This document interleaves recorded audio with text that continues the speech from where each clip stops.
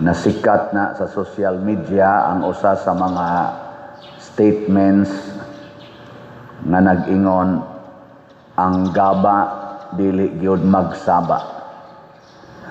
Nakadungog na mo ana? Ako gamay pa ko sa una, sige. Buhata gina, gabaan ra gyud mo. Ana unito sila mama. Sige, supak-supak mo na mo. Bantay lang mo sa gaba. Ana no? Ang sa Tagalog na karma. Karma. Tinuod na dili. Kusga. Patak ka lang mo. Di na tinuod oy. Di na tinuod. Kung ang meaning ana nagpasabot nga kung imo kong bugal-bugalan, gabaan ka nako, pasabot tungod nako, magantos ka. Kung imong bugal-bugalan, imong ginikanan, imong supak-supakon, magantos ka tungod sa imong ginikanan, di na mo'y tinuod. Unsa may kamatuoran? Tungod kay sa imong pagbugal-bugal nako, sa imong pagtamay nako o pagdaog-daog nako, gisupak nimo ang pulong sa Ginoo, silutan ka sa pulong sa Ginoo. Sa imong wa pagpaminaw sa imong ginikanan, imong gisupak ang pulong sa Ginoo nga nag-ingon, tahura ang inyong mamagpapa, silutan ka sa pulong sa Ginoo. Matud pa ni Kristo, dili ko musilot ninyo apan ang mga pulong nga akong gisulti maoy musilot ninyo. So di na gaba, unsa man na? Punishment.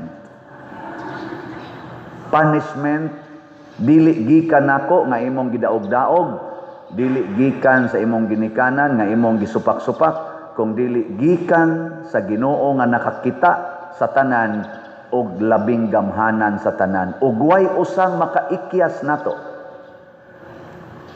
Way makaikyas. We will be condemned. Mo na diri sa atong unang pagbasa, niingon ang advice ni San Pablo, kay giluwas naman mo sa Ginoo, pag huna-huna na mo mga butang tuas langit, ayaw na ni dinhis kalibutan. Ug unsa may mga butang sa langit, ang mga pulong sa Ginoo. Kay kada natutuman sa pulong sa Ginoo, muratag na ning kamot nga malangit. Kay ang Pinoy-anan sa Ginoo ang langit man, nya makasod is langit ang mga bakakon. Makasod dili. Kinsa may makasod dito? Ang magtugas tinuod. Kay ang Dios kamatuoran man, ang nagpuyo sa kamatuoran malangit. Nagilingay mong tupad, inawa ka kapamakak. Ingna. Wa ka kapamakak. Na. Makasod dito sa langit ang kanang nagsigig kabit-kabit, gasigig puyo-puyo. Makasod dili. Ngano man, kay ang sugo sa Ginoo ayaw pakighilawas. Thou shall not commit adultery. So wa nang premarital sex, wa nang uban pa mga kalaw ay bisan gani sa huna-huna nga mga kalaw ay matud pa ni Kristo nakasa na mog adultery. Kay nakahibaw laging ginawa na. Iyan ang sugo. Muna si Mama Mary, hasta guys siyang huna-huna, gibuntog niya ang sala. Hasta sa si Saint Joseph. Munang gitawag sila immaculate. Nganong immaculate man? Limpyo ang sulod ug ang gawas. Kita usahay, ang ato ramang gawas atong limpyo-limpyuhan. Pero ang sulod, matud pa ni Kristo, murag yumog mga nitso nga nindot kay tanaos gawas. Pero ang sulod di ay naatanang hugaw. Okay. Lain na sang lingi sa imong tupad. Ing na limpyo ra ang sulod. Ing na ba na limpyo ra ang sulod. Na bitaw nga makaingon kita naagi silot.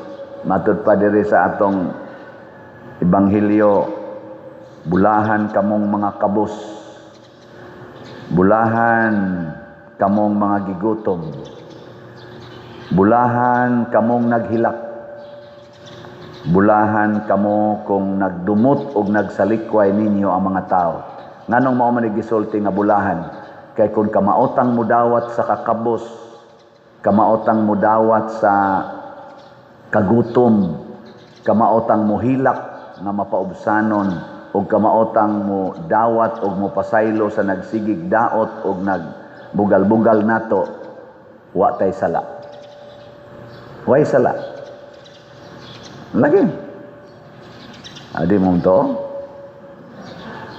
Kanang sala, kanang paligas, pride, anger, lust, envy, gluttony, avarice, sloth, kaning paligas, kaning 7 capital sins, na nag-ugat sa atong pagpaningkamot nga dato gid ta, daghan gid tag kwarta, nga di gid tag gutomon, pirmi gid tang busog mo na tigom gyud, nga di gid ta maghilak, pirmi gid tang happy gyud always, happy gyud, happy.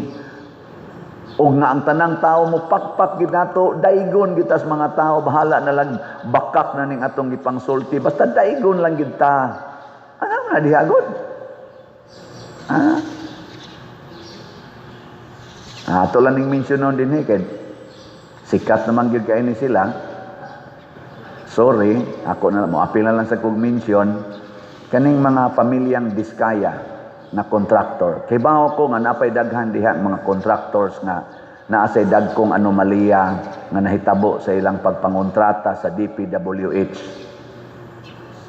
Pero karong hearing bag-o atong nadunggan nga naghimo siya affidavit, gimension gyud nila ang naa sa Congress nga matod pa sa taga-Senado, mga ngalan nga dili kayang i-mention sa kadaghanan. Ilang gi-mention sa ilang affidavit. Ginganlan yun. Tanawan ninyo sa social media. Bisan gani ang atong presidente sa Pilipinas, dili kahingan aning mga ngalana nga naapil ni aning anomalya karon sa daghan kaayong mga corruptions. Pero ilang gipanganlan. Nangisog sila paghingan, affidavit pag yun. Di ba na basta-basta? Senado pag yun imong giatubang. Karon, ang maong affidavit o maong testimonya nila magtiayon dito sa Senado, kay nag-hearing man sad og murag equal hearing ang Congress. Nakabati ko diha social media nga sukit-sukit siya sa usasad ka lawmaker sa Congress. Wa ba ka mahadlok aning imong gibuhat? Kadako aning kadaot nga imong giapil ang mga kining mga tawhana sa imong affidavit? Wa ka mahadlok? Wa mo mahadlok? Bisan ako ingon ko bitaw no?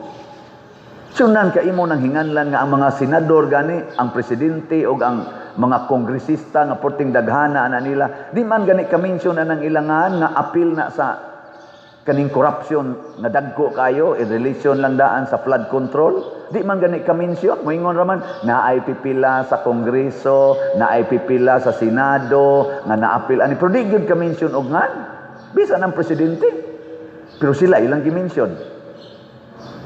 Hibaw mo kung sa itubag para ninyong wakakita sa social media, pero I will tell you, I will challenge you, paminaw mo sa social media na adiha, gi-interview sila itong hearing sa Senate o sa Congress.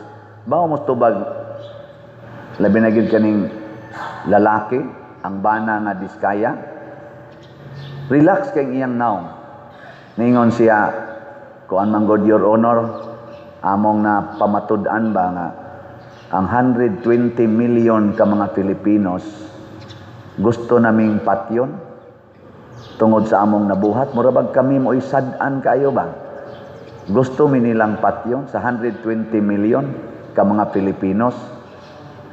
Mao na gisulti namo ang tinuod nganong nabuhat ni namo nga dili mi gustong mobuhat ani kung dili ugwap ami lisod-lisura aning mga tawhana nga naas gobyerno.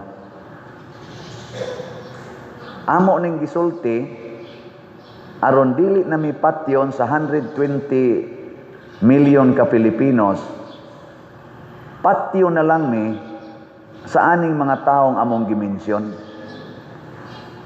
O hadlok ming mamatay. Pero kung mamatay man gyud mi, at least nakahimo mi og pagmatuod unsa gyud hinungdan nganong nahitabo ni sa among kompanya. Tungod aning ni ang mga tawhanang among gimensyon. Nya gikuan-kuan siya, giana-ana, at di mo balik siya dito. Wa ba ka mahadlok mapriso? Hadlok. Di ka mahadlok mapriso imong mga anak, kastang imong kaubas kinabuhi. Hadlok. Ug tungod sa among kahadlok ana, misulti mis tinuod. Aron na kung mapriso man gyud mi or mamatay mi, nakatug-an mis tinuod. Muna ingos Kristo, bulahan ka mo kung daoton mo, bugal-bugalan mo, nganlan mo pinakangilad nga tao, tungod ka nako. Mga igsuon, kung magtug-an tas tinuod, mahimo gitang bati.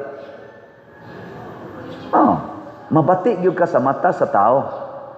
Kay kani manggong kalibutan, ang tan-aw aning kalibutan, physical ang iyang ilang i-judge, ang imo bang physical. Pero dili sayon antoson ang torture na spiritual. Daghan aning mga bakako nato karo mga katawhan, apil naming ni asimbahan nga mga leaders, samot na nang naas gobyerno nga mga leaders nga bakakon kaayo, kusog kay mo twist og kamatuoran para sa ilang personal interest. Kahibaw ko ana, kasagaran ana nila if not all, nagmintin na og mga tablitas para makatuog sila. Stressful kay nang ilang hunahuna og kasing-kasing. Bugat, pero musulti na kas tinuod, bisa gidumtan pakastanan, tulisokon pakastanan, pero nagtug-an kas tinuod, hayahay kay imong kasing-kasing. Kamong mga bana, nanglitan kamong mga bana, nakapangabit mo, nya iniguli ninyo itug-an gina ninyo sa inyong asawa. Tibok adlaw, tibok simana, yaw-yawan gyud ka sa imong asawa, pero malinawon ka. Ngano man, nakatug-an man kas tinuod. Tistingin na ninyo mga banang nangabit o kamo mga asawang nangabit. Isulting tinuod, di ba? Lagom ginang naong ni mo'y kaugma. Kulatahon man gyud ka. Pero malinawon ka bisag lagom imong naong. Maghilak gyud ka, pero hayahay ang sa Tagalog pa, mapayapa ang iyong kalooban. Makamanage ka pag smile bisag gaagas ang imong luha kay ang imong kasing-kasing malipayon na gitug-an imong tinuod. Karon ana sa nahitabo sa Senado. Pagkahuman gyud itong hearing nga gitug-an na ang mga ngan pinaagig apidabit sa mga diskaya. Wa dang tigpila ka oras na ilisan dayon ang Senate President. Nailisan. Og wa sa dangatig pila ka oras gikas pag ili sa Senate President, giilisan dayon ang leader sa Blue Ribbon Committee nga si Senador Marcolita. Nga maogy nagduki-duki ato, maoy nakapatug-an sa mga diskaya. Giilisan dayon. Tingali mas epektibo kining giilis. Pero nga ko lang sang challenge ba sa mga senador na nag-reorg dayon in a very abrupt way. Why announcement? Why mga tinuod yung basihanan to convince us? Representatives baya mo mga senador o mga kongresista? Representatives mo sa mga tao. Nining gimension nga 120 million ka mga tao. Pamalandungi ka na ninyo. Nakalipay ka na sa mga tao nga nagbutar ninyo ang inyong gibuhat rong pag-reorg. Kanabang ang hearing, interesado kay mga tao, millions of Filipinos gasunod sa Blue Ribbon hearing, kaliton lang ni mugkuha ang chairman. Ang gipalit nimo, pariha ka og karisma, pariha ka og interest, makapalipay ka na sa mga tao nga nagmonitor ani karon nga maksakpa na gid ni kinsa gi tinuod nga salarin aning maong flood control. Giilisa naman. Doon na pa kay continuity. Mo na gitawag og just see what will happen. Mo na daghan kayo ning ingon ani karong maniobra din sa Pilipinas. Munang malusno kita isip nasod, isip simbahan, malusno kita. Kung musod na ning matud pang San Pablo, likay ni ha, akong mensyonon ha, unsay palikayang San Pablo, basig naapil ko ani, naapil sad mo ani, naapil sad ng ato mga leader sa nasod ug sa simbahan. Unsa may ngayon, patyan ninyo ang kaibog nga kalibutanon nga anaa kaninyo sama sa mga pagpakighilawas, kalawayan, kaulag, daotang kailibgon ug kahakog. Kay ang kahakog usa kuno ka Dios-Dios, idolatry. Mapungot gyud ang Ginoo niini. Busa karon kinahanglan biyaan ninyo kining tanan, ang kasuko, ang pagkasaputon, may daghan din ni simbahan ani apil ding nagwali, ang pagdumot, kaning dumot gyud. Napa ko nakita na sa hearing dito. Ilag yung ibalik sa 2016 hangtod sa 2021. Kadto gi ilang fokusan og maayo. Kinsa man tong administrasyon sa mga Duterte, ni President Duterte, kadto gi ilang dukidok nagsugod na ba mo ani, pilay flood control ani nga budget. Naada yun nasulti dito nga ang kinadak-an ko nung flood control sa niagi mga presidente, except lang ani rong atong present president administrasyon, tuadjod ko no sa kang President Duterte, former President Duterte. Niabot man ting itong 28 billion mo'y kinadak-an sa niaging mga presidente. Siya'y kinadakan. Okay. O, gipangutana sa na dito gyapon sa mga diskaya. O kung sa may tubag sa mga diskaya, lahi man tong panahon ni President Duterte, kay ang amo atong dealings, legal gyud. Why mga insert, why mga pressure. Once makadaogan ni misbidding, tuloy-tuloy na. Kay ang among tanan nga mga budget program fund unya monitored og dili mi bayran basta substandard ang among gibuhat. Panahon kuno ni Duterte. So daghan sa silang project panahong Duterte kay nidaog man gyud sila. Isa dili sama karon na ang kwarta nga among gidawat sa among mga projects gikan sa program fund. Unya daghan kaayo ang i-demand gikan namo nga mga insertion sa contract o panggigipit. Mo na ilang giingon. So ilang pong gipamatud-an nga, yes, naami project ato, pero legal ko no, program. Nagsulti gyapon sila sa kamatuoran. Apan usahay tungod sa pagdumot, ipasangil gid nato ngadto sa atong gidumtan. Kawantay mo nang naay makasa, inyong anak, baka mo mga ginikanan, kasa inyong anak, asa dayon, ang maguwang makasa, asa ipasangil. Mangod, kuanay. Bisag ka na mga bana, makasa, niya galagot na sa asawa, nganong nangabit man ka, di ka mangabit ana, ang luod na kay nagnaw. Sige gyaw-yaw. Bisag mo siya ito isulti, wag na lang kita'y sakto, sila na lang kita'y sakto. Makapangabit ta ana hasta mga anak nga akong na-interview nga nalulong sa drogas, akong interview ang uban ba? Ipasangil sa ginikanan. Di ka makasuyop anak pa dir, sigihan kag latos, nya pagkadako nako, siya ko may pagmusuyop ka. Matod pa kuno niya. Naong nimo, so parihad kag naong atong silingang manuyupay. Kaambo ang gagab, sigihan ta nimo yung suyop wa ta mo suyop, may pagsuyupan.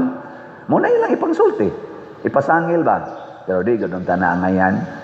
Mausad ng pare, nganong dili ni mabati atong simbahan, di mo muhog kolekta, Nga ako, pwede mo sana ako ingon, di mo mamalit og slot. Kaya magpasingin lanay ba? Sana sila. Nya dili na magpuyo sa kamatuoran, kaya ang imo nang suportahan, ang imo nang pasangil, pasabot ang imong pagpangita sa kamatuoran, base na sa imong gustong mahitabo sa imong gidumtan, dili na sa gusto nimong mahitabo para sa katilingban.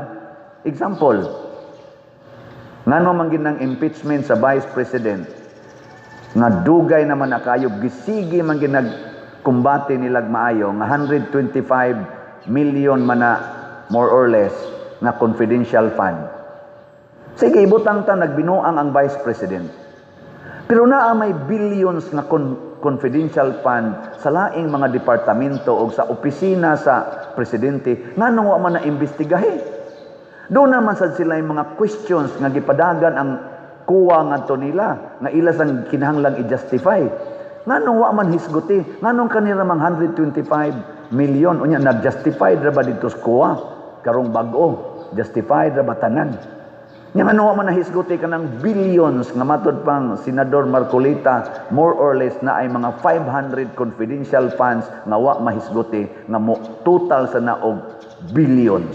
Sa office lang sa atong presidente, pila na? Mga 5 billion matingal ito ang iyang confidential fund.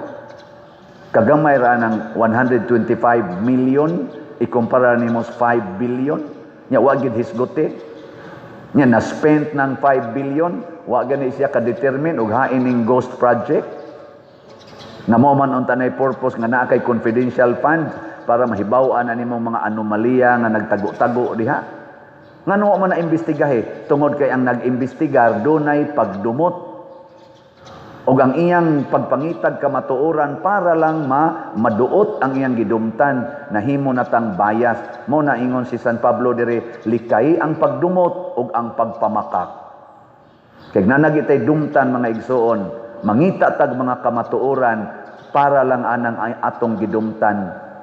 Dili ta mangitag kamatuoran para gyud sa pagwagtang sa bakak. Muna magampo ta atong mga leaders sa gobyerno ug sa simbahan. Apil na ning nagwali karon, iampo nga mangita unta tang tanan sa langitnong mga butang dili dinhi siyuta. Kami dinhi akong giingon atong staff mga 50 kabuok ni more or less ni antos mi nga mo trabaho og 7 days a week. Of course na day off pero ang among allowance good for 7 days. Pero ang 3 days, dili na mo kubrahon, ang 4 days lang. Kay negative ta kanunay. Thanks be to God. Sa niaging simana natong kolekta, na positive na ang atong kolekta. Kay sinimana ang akong pagpakwenta para di kay ta madaot. Salamat ninyo. Nga inyong gidako-dako aghog sa sibot. Nga akong giingnan ang atong treasurer, atong accounting. O sige. Karong si Manaha is 6 days nato ang ilang allowance. Karong si Manaha. Igsunod si Mana, inigkwinta, negative na sad, abalik tag 4 days. Muna kamong ni as katilingba nato din his Compostela, kamo ra gyud makapa 6 days. Nya monitora pod ning atong nagtrabaho dinhi, ila bang na implement ang atong guiding principle nga trust Cebu. Labi na ginang Cebu. Unsa to'y meaning sa Cebu? Clean, economizing, beautiful, and useful. Wa na ganin nato ma-implement din he. Ing na dayon padre, hain naman ang atong gipakaon for 6 days. Kay apil ko ana. Ama 6 days sa derong ako denggoan, typin, ayay, salamat. Okay, nag 4 days baya sad ko. Tuumog sila rin nag 4 days. Hasta sa dako 4 days. Muna, salamat. Og salamat sa inyong pagpalit og slot. Mauna ni ang atong update.